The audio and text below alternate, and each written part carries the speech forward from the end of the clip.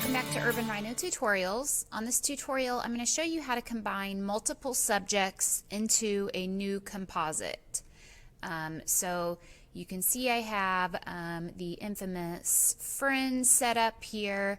So I'm going to put three characters, three subjects into this image.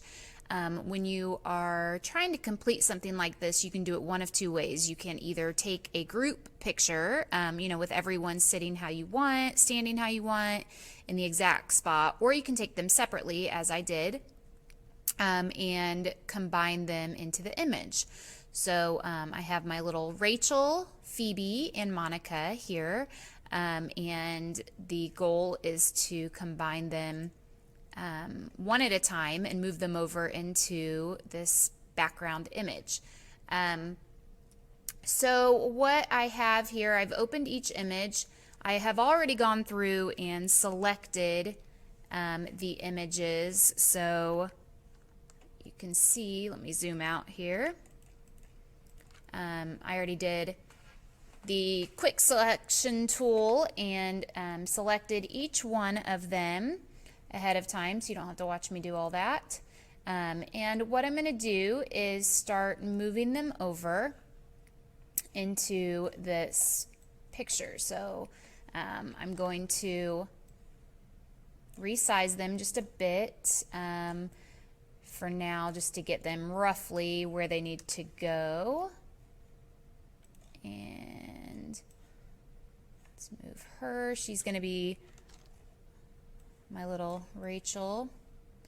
Is going to be leaning on the table. At first I thought I would have her leaning on the couch, and then that didn't make sense because while an adult could do that, obviously a little girl couldn't. So I'm going to have her leaning against the table. I think that's more size appropriate. So kind of like that. And I'll adjust these here in a second. I'm going to close these out.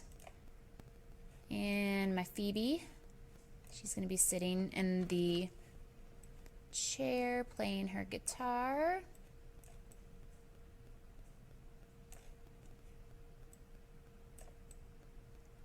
Something else that, well, a couple other things that you'll have to think about are the lighting, the color, and as well as any images or items that might be blocking your the person that you've moved over. So let me get these out of here.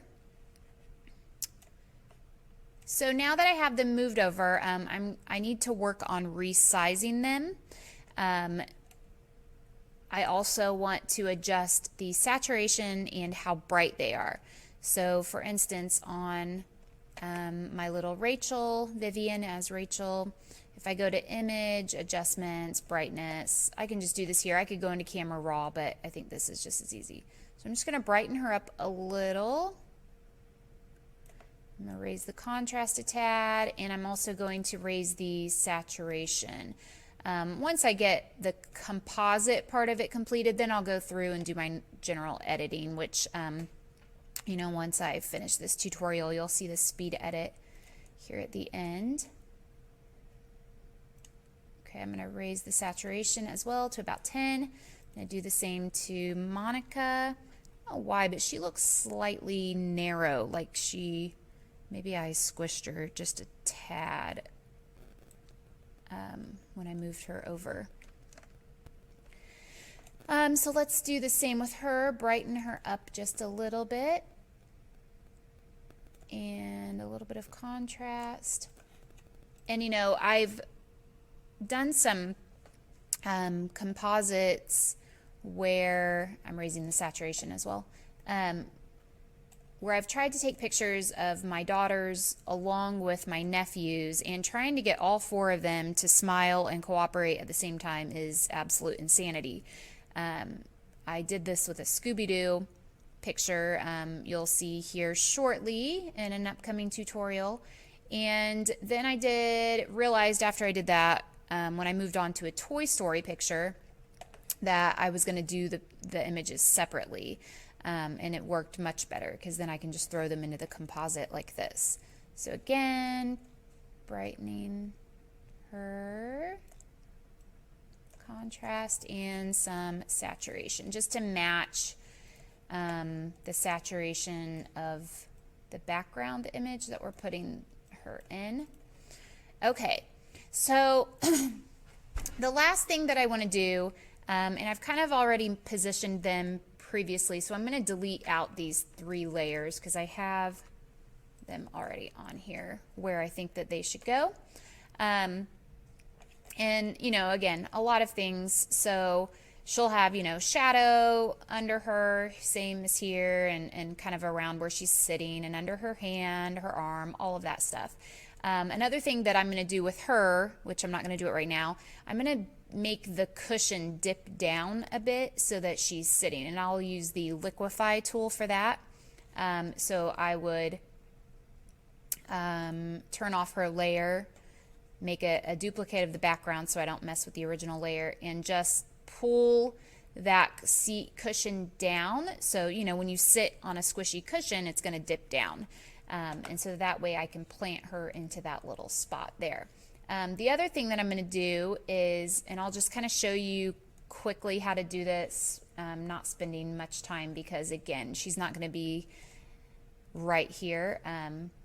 But I would create a layer mask, and I'm going to use a black brush and brush her legs off. Let me get this. You know, so she doesn't look like she's floating. And again, this isn't exactly where this is going to be. I'm going to have to, you know, work with it a bit and see exactly where I want her. And then, you know, so that way she looks like she's now behind the table. You can see her little feet sticking out the bottom. Already it looks, you know, looks better. It looks like she's naturally in the setting.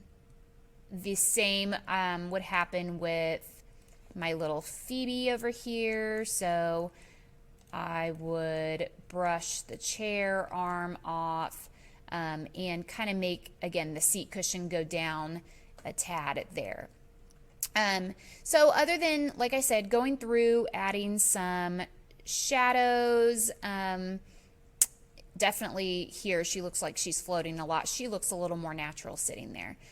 So shadows around them, I'll use the burn tool to complete that, accomplish that, you know, really work on pulling the seat cushions down and brushing off any part of the subjects that I need to, so that the background is showing through, like for the table here. And then I would go about doing my regular editing. So hopefully this helps if you're used to working with children and you struggle with getting multiple kids to, or adults, to cooperate for one image. This is a great solution for that. So stay tuned for the rest of the edit here and my speed edit coming up. And that's it for this tutorial. Thanks for watching, guys.